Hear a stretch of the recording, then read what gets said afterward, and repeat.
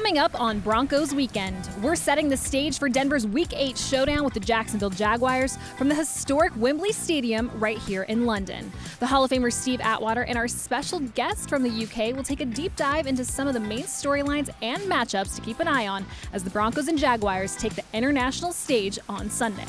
Broncos Weekend starts right now.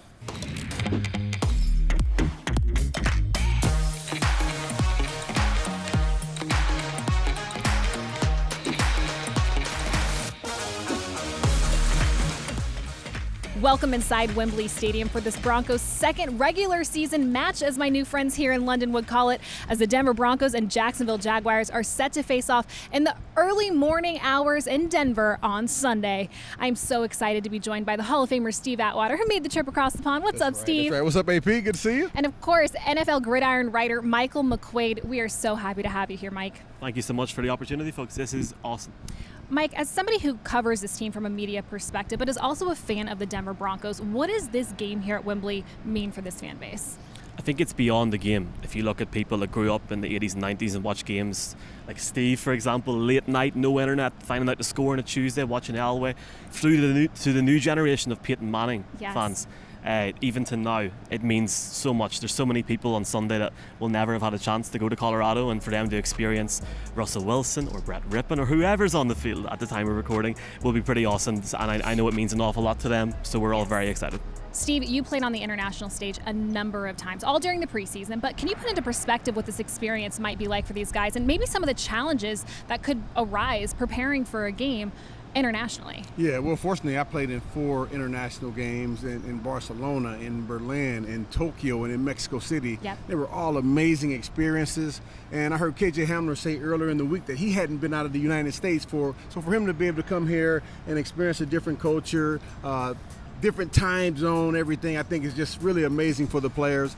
Although it does create some problems because different time zones, guys' clocks just not being on this time zone will create some issues. But I think overall this will be a wonderful experience, and hopefully the Broncos can come out here and get that 3rd win of the season. Well, the team has hit the practice field at the iconic Harrow School here in London. And while this really is a unique experience, the team still has one goal in mind, and that is to win on Sunday. Take a listen.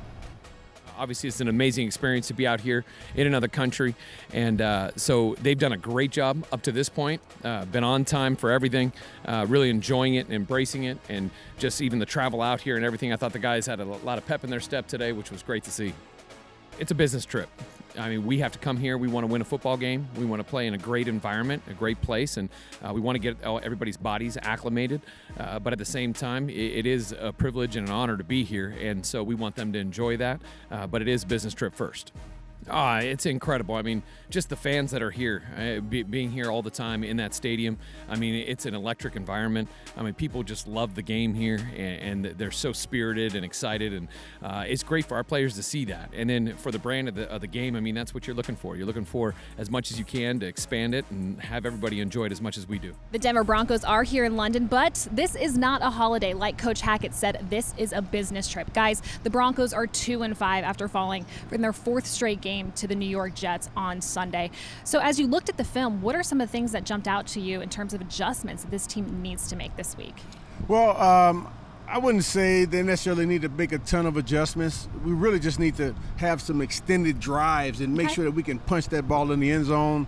You never know which plays are going to work, which plays aren't going to work. But I definitely would like to make sure that we stick to the run a little bit more. Even when things go wrong, we got to continue to try and pound that ball. Steve, spot on. Run the ball. Run the ball. They've brought in a guy called Latavius Murray, who I seen play here in London 2 or 3 weeks ago. 60 yards in a day, a touchdown. He is now used to this partisan crowd. Like no other player in this team. They have to run the ball, get some consistency in the offense, and if it's not working on the passing game, get the ball down the field, run the ball. They've got enough people there to run the ball, and I think fans will expect that on Sunday. Well, Jacksonville, they head into this game also trying to snap a 4-game losing streak. So guys, what do you attribute to the Jags' rough start to the season? For me, first off, the Jags should have won last week against the Giants, and it shows you. Yeah. I'm not really counting Trevor Lawrence yet. For me, it's his rookie season this year. I don't count last year. I've seen him play in London last year with Urban Meyer, and for that reason, I see him getting this next opportunity. He's by far the best quarterback out of that 2021 class, but it's consistency for him also. He went like 22 of 43 last week in Jacksonville. But to not score a touchdown in that final drive against the Giants and let the Giants go to 6-1 was just strange. They're going to be fired up this week, though, big time, I think. Yeah, the Jacksonville Jaguars, I mean, they're similar to us in terms of they've been in close games with their opponents. They haven't been really losing by a lot of points, but at the end they just haven't been able to finish. They do have a great quarterback in Trevor Lawrence, a great young quarterback, and I'm with you. Really, this is his rookie season. He's got a good coach who's going to be there for a while, I think, and I think they're building something very special. But once he turns the corner, they're going to be a problem. All right, well, still to come here on Broncos Weekend, we'll look at both sides of the ball and further examine how these two teams match up heading into their special showing Sunday at Wembley Stadium. Don't go anywhere. Welcome back to Broncos Weekend. I'm Alexis Perry, happy to be joined by my favorite Hall of Famer, Steve Atwater, and NFL Gridiron's Michael McQuaid here at the iconic Wembley Stadium as we get you set for this matchup on Sunday. Guys, let's take a look here at the offensive side of the ball, starting with the quarterbacks. And we're not going to do a quarterback comparison between Russell Wilson and Trevor Lawrence. We're going to do one between Russell Wilson and Brett Rypien, because as of the taping of the show, we are unsure who will be getting the start here on Sunday. Now, we all know hamstrings can be a little tricky. Russell Wilson says that he is good to go, but if you were in the Broncos situation with a bye coming up next week, do you rest Russell Wilson this week, or do you get him out there in front of these fans? We're definitely going to have different answers and biased answers. We'll see. For me, you got to start him, but I'm just talking for all the fans in the UK and Europe. You have to play Russell. I do get that viewpoint, though. You got a bye week next week, but I don't see how you would fly him out if there wasn't a good chance. Like, if he's at 75-80%, get him out there. But I fully understand and accept if we're cheering for Brett on Sunday, that's fine. Michael, we're in the same boat. I would say Russell Wilson, and he's got a great team as well. They know what Russ can do, and Russ knows what he can do. He's been available for almost every game each season that he's played, and he knows his body extremely well. If Russ says he can go, I think he'll be able to go. Okay, as for the Jags quarterback, Trevor Lawrence, like you said, it's year 2, but you're calling it year 1 there for Trevor Lawrence. Overall, what's your impression of his first real season with the Jags? I've really got the Jaguars fans there, haven't I? He's more dynamic and his athleticism has improved, but he does have issues getting the ball down the field. Yes. Like, as I said earlier on, going 22 for 43 last week, the next-gen stats were shocking. Some of the passes he missed, some of the players that were open last week. That concerns me for this weekend, because it's like, if he does get open, you have to hope. Our defense has been fine so far this season. I've been really happy with it. We have to get to him.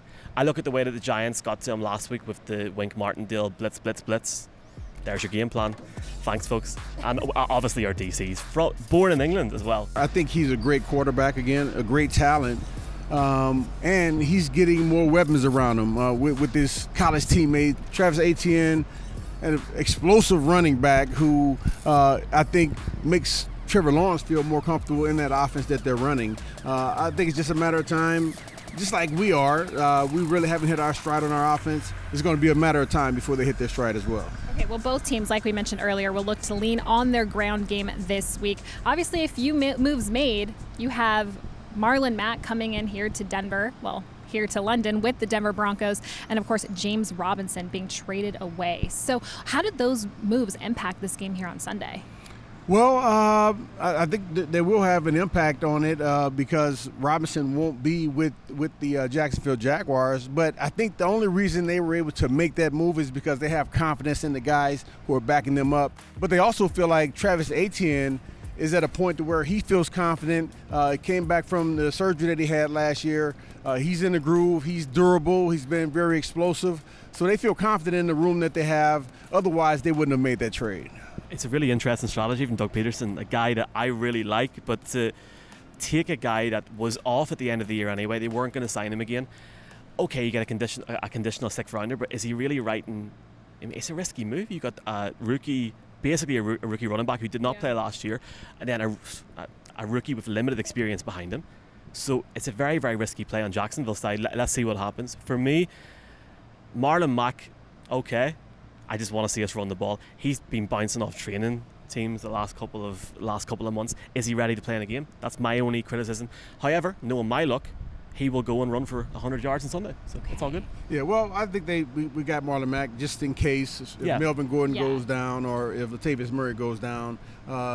He'll take him a little bit of a while to get up to speed with the offense. Yeah. Okay, as we take a look at the wide receiver comparison here, Courtland Sutton and, of course, Christian Kirk there for the Jags. Let's start with Courtland Sutton, who has just 5 catches for 37 yards over the past 2 games. What do you guys attribute to the slump for him? And do you guys think that this is a week that he might be able to get back on track?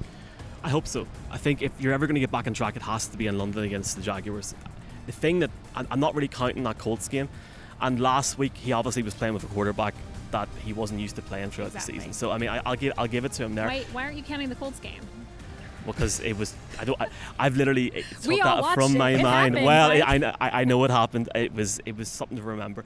The game against the Colts is one thing, but until Russell comes back, hopefully this week at the time we're recording, he's a wide receiver 2, wide receiver 3 in fantasy leagues. For me, he needs to get open, but simplify the offense. Let Courtland get 10, 15-yard pickups. Do not be firing it down the field to him for all big-time plays at Wembley Stadium. Give him some confidence and take it from there. Yeah, well, I think Courtland Sutton, he has a special place in my heart. I think he's a great wide receiver. Yeah. Now, last week, he had his hands full with Sauce Gardner. I think one of the best young up-and-coming cornerbacks. Yes. He made it difficult for everybody. Everybody he covered, he made it difficult for them. But, again, Courtland Sutton is our top receiver, our top 2 receivers, he and Jerry Jeudy. You got to make sure you get the ball to them regardless of who's covering them, because I believe they'll make plays in the long run. All right, well, Kirk, he is their leading wide receiver this season with 458 receiving yards, and Doug Peterson wants to target him more. So what makes him such a big threat? Well, I think all of us were wondering when he got that big payoff. We're going, what's going on here in Jacksonville? And he's proven already. He's got open so many times and has not had the ball thrown to him. It's crazy, and that is a concern on Sunday. For him, they just got to get the ball to him more. For us, we've got to find a way to stop him, and that's honestly my most intriguing matchup to look forward to on Sunday is Kirk. Can we stop him? Can Lawrence try and improve to get down to him? But he's dynamic. The skill he's improved since he moved over to Jacksonville, and the speed he has is awesome to see. We'll talk about Pat Surtain later, but yeah. I know. Right. I know. Yeah, I agree. He's a talented young wide receiver. I think he's going into his 5th year now. He's a guy, most of his routes is crazy. They're like 10 yards or less. He's not running a ton of deep routes. And when he does, like I said, they've missed him a few times. He's been open a few times, but he's a very good receiver. I love his run after the catch. He's not going to catch the ball and go to the ground. He's going to try to get that extra yardage. So he's definitely going to be someone everybody in the secondary is going to have to watch after when we play these guys on Sunday. All right, I have to bring up the Broncos offensive line because it seemed just as they were starting to really settle in against the Jets, of course, Cam Fleming goes down. So how much do you guys think that carousel going on around the offensive line is really impacting what this Broncos offense is able to do? Oh, it's definitely impacting the offense. That's one of the groups of players that I think need to play together, need to practice together constantly.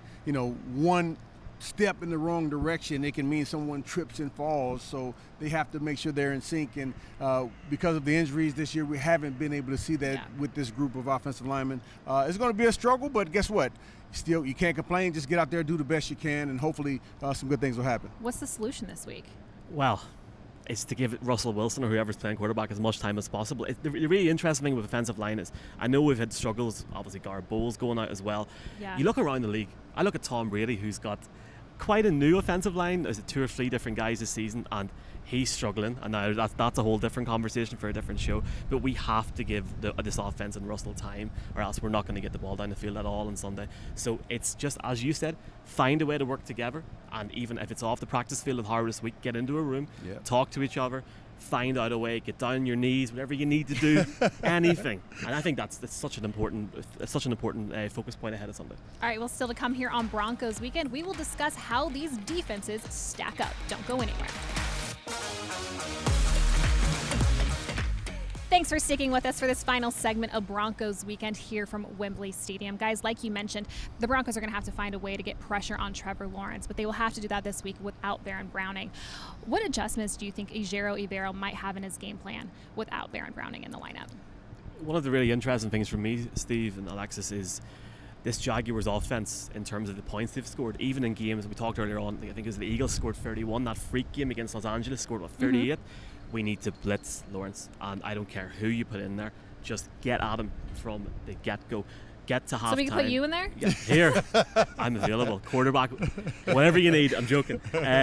Look, I think the thing I seen last week was that Jags offense tiring, especially the offensive line towards the end of the game, and I think that's a major factor. If we can just blitz and just set up, honestly, leave it all on the field. We've no altitude this week. Yeah. No excuses. Good point. Get at it. Yeah, well, I would say I don't think we need to really make any adjustments, because I think Coach E, when they have a team where they feel like they can put pressure on, they do that. They give offensive lines different looks. They send the slot corner back in on blitzes. I think he just needs to play the same, whatever game plan he has ready for this team, and I think that they're going to be fine. I don't think we need to make any special adjustments. If we could come out and perform the way we've been performing, I think we'll be fine. Well, now as we take a look at a couple of the league's top corners, and Pat Surtain II and Tyson Campbell. Guys, these two came into the league together. They shut down some of the league's best wide receivers week in and week out. So what makes them so difficult to match up against? Like we said, I think Kirk's going to have a tough week here against Surtain. Big time. I'm a real fan of what Tyson's done with the Jaguars. I really feel that he wasn't given the time of day when he started in the team, and people in Jacksonville were very, very down on him. Now they love him. Pat Surtain's a different beast. He's only allowed 142 yards through 6 weeks of the season. I think he's ranked second in the league, which is unbelievable. But he is now the future face of this franchise going forward, I think, in the next few years. Going into the next generation, I have been shocked at how he has been able to progress in, 2 years? Yeah. It's just unreal. He looks so good, and he looks like a natural, which is great at the minute when we're trying to find positives, and just love. I can't wait to watch him here. Looks like Champ Bailey. I know. It's crazy because both of these guys in college, they were like shut down corners, and for them to be able to transfer that talent to the NFL level has been super impressive to me. And fortunately, they've been able to get into systems that allow them to continue to do that. So my hat's off to both of those guys. Yes, that's going to be our toughest matchup, I think, for our offense is whoever Tyson Campbell's covering. They may have a little bit of a difficult time catching passes, but on the other side of the ball, it's the same thing with Pat Surtain. The Jacksonville Jaguars, good luck catching passes against Pat. Any other key defensive matchups that I'm missing? I would say Josh Allen, and Josh Allen, he plays some on the left, he'll play on the right. Yep. So both Calvin Anderson and Billy Turner, they're going to have their hands full. Again, offensive linemen need to play together, make sure that we can block those twists. We've had an issue blocking some of the twists that defenses do. That little game between the defensive end and the defensive tackle, where the defensive end goes to the inside, defensive tackle goes to the outside. We got to make sure that guard is there to help when Josh Allen does those twists as well. I spoke with a guy called Alex Singleton last year. When I found out he was coming to the Broncos, I was delighted. You love Alex Singleton. I love him, and he's had such a great start to the season with us, hasn't he? Was it 4 tackles for loss so far? I've been so happy with him, and he was so underrated even in Philadelphia, and I think he's going to be a fan favorite here for the next few years to come. Okay, guys, what is the number one key for the Denver Broncos to leave this beautiful stadium with the dub? Oh, I think we're both going to say the same thing. Run the ball. Run the ball. I think we got to get the run game going, and again, we got to stick to it even when we may not want to. Okay. We got to continue to pound that ball. Have that time of possession on our side versus against us. Split carries between Latavius and Melvin, or Absolutely. do you want to see Melvin get the rock more? No, I'm fine splitting the carries, yes. Okay. I'd like to see split carries personally. Whenever Trevor Lawrence was under centre last year in Tottenham against the Dolphins, the noise. Everyone got loud because there were so many Dolphins fans there. I know for a fact there's thousands of Broncos fans in London this weekend. Turn the stadium orange, blue, white, whatever you need to do, but whenever the Jaguars have the ball on the offense, you scream. Make it a fortress, because you got that advantage this weekend where you're going to have a lot of different fans of different teams, but there should be a lot of orange shirts or jerseys in the crowd. Can't wait, bring it on. You heard that, Broncos country. Make some noise. Get loud. All right, well, that does it for our very special Wembley Stadium edition of Broncos Weekend. We really hope you all enjoy Broncos and Jaguars this Sunday morning at 7:30 a.m. locally. We will see you all next time.